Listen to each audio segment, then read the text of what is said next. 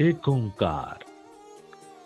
गुरु नानक, जिन्होंने वेद वाणी को ही जन भाषा में व्यक्त करते हुए कहा, एक नूर ते सब जग उपजया।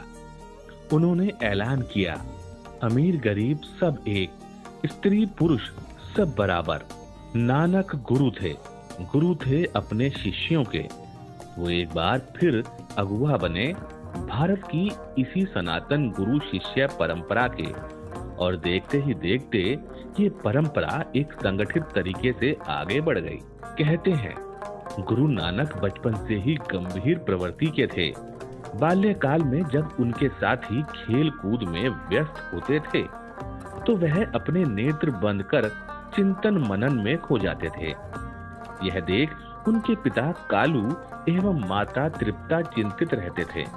उनके पिता ने पंडित हरदयाल के पास उन्हें शिक्षा ग्रहण करने के लिए भेजा, लेकिन पंडित जी बालक नानक के प्रश्नों पर निरुत्तर हो जाते थे और उनके ज्ञान को देखकर समझ गए कि नानक को स्वयं ईश्वर ने पढ़ाकर संसार में भेजा है।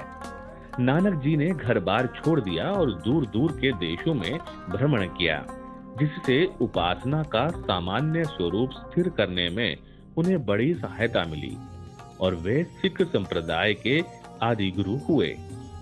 गुरु नानक जी का विवाह कन्या सुलक्षणी से हुआ। उनके दो पुत्र श्री चंद और लक्ष्मी चंद थे। गुरु नानक के पिता ने उन्हें कृषि व्यापार आदि में लगाना चाहा, किंतु यह सारे प्रयास नाकाम साबित हुए। उनके पिता ने उन्हें घोड़ों का व्यापार करने के लिए जो राशि दी, नानक जी ने उसे साधु सेवा में लगा दिया।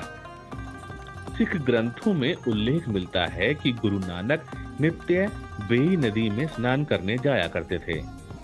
एक दिन वे स्नान करने के पश्चात वन में अंतर्ध्यान हो गए। उस समय उन्हें परमात्मा का साक्षात्कार हुआ।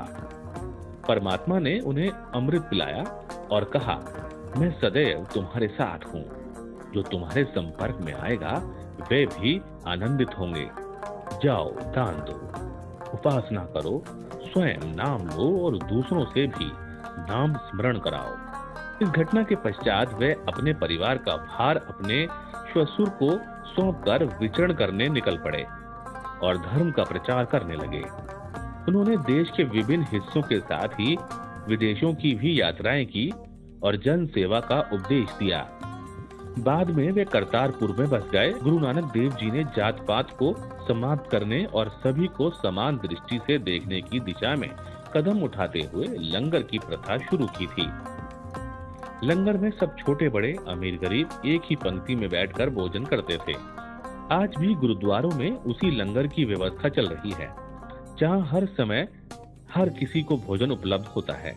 इसमें सेवा और भक्ति का भाव मुख्य होता है। नानक देव जी का जन्म गुरु पूर्व के रूप में मनाया जाता है। 3 दिन पहले से ही प्रारंभ फेरियां निकाली जाती हैं।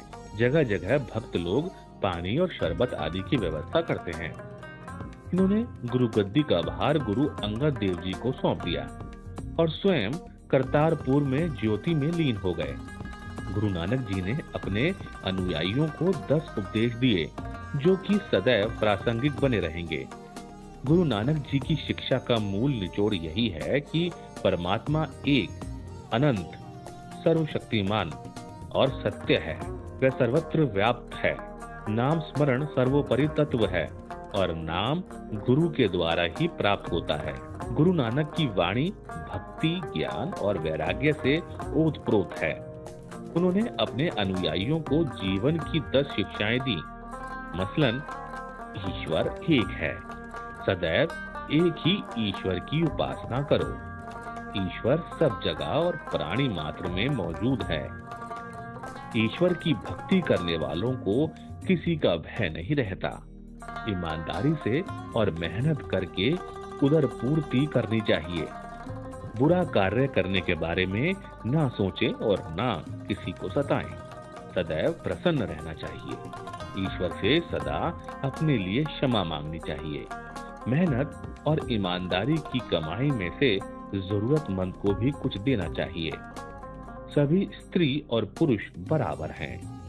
भोजन शरीर को जिंदा रखने के लिए जरूरी है और लोभ लालच व संग्रह वृत्ति बुरी है।